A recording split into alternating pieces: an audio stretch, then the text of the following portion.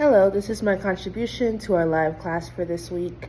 So I think that this live class meeting kind of took me back to the basics.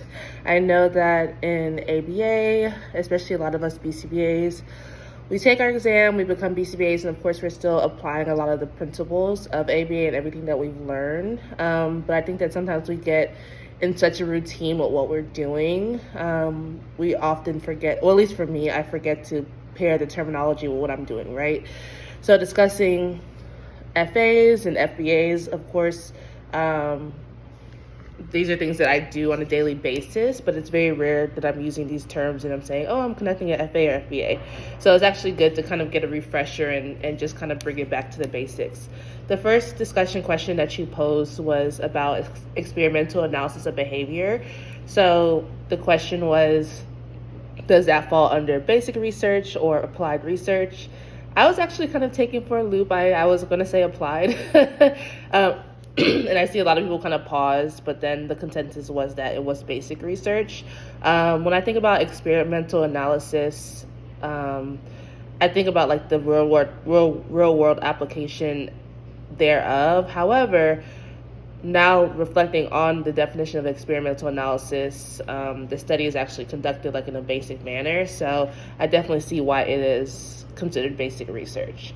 The next discussion question was, what's the difference between a functional behavior assessment and a functional analysis? So basically this this is actually something, again, like another refresher. So I actually had to like look deeper into it because I remember in my master's program, this is something that was drilled into our heads. But then once I became a BCBA and I'm just getting in the group of like just doing, whatever the needs of the client is, or, the protocol for the actual like facility that I'm at, it's actually interesting how we kind of lose like some of these terms in translation. So basically the FBA is different than the FA because it looks at the environmental data in addition to behavioral data. And then the FA changes the environment in order to see the child's behavior.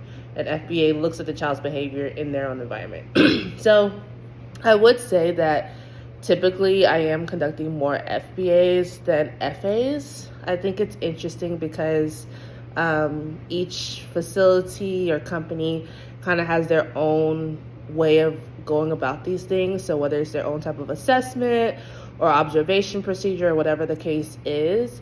I know typically I conduct the FBA during the initial intake process. So when a kiddo is first starting up, we're trying to figure out, what behaviors they have, what skills they have, the goals and areas of growth. I would say when it comes to functional assessments, it is an ongoing process. A lot of times as clinicians, we do that initial assessment. And of course, there's ongoing evaluation, but I think it's important to make sure that we're taking time, like whether it's every 3 months or every 6 months or whatever the timeline is for that's appropriate for that kiddo, and reconducting those functional assessments or functional analyses, whichever one is most appropriate for that client, just to make sure that we are still aligning their goals with their current needs. So Professor, I appreciate you for jumping in and kind of giving your feedback for all of this.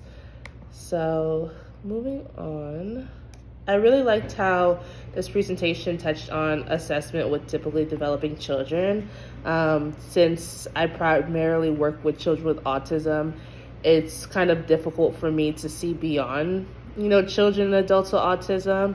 So when we talk about the field of ABA, it's so important to realize that it can be applied to literally anyone. It's not exclusive to autism.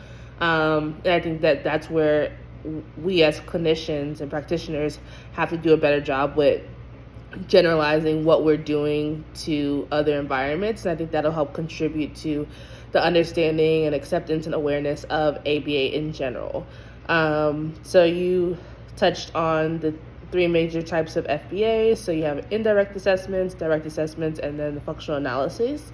So I typically do mostly direct assessments, whether that's during the initial intake process or the continuation of that evaluation.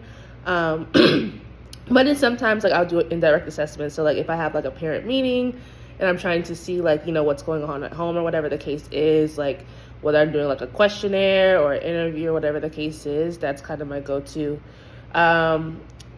Functional analysis, I do use those. I typically use the functional analysis once the kid is already started up with therapy, and you know we're in that intervention mode. I typically don't do the FA during the initial intake just because it's just not my preferred method at that moment, and I feel like I want to know the kid a little bit more to see which direction I want to go in with the FA. But I think a combination of all three FBAs is definitely like the best approach to get the most information. So thank you.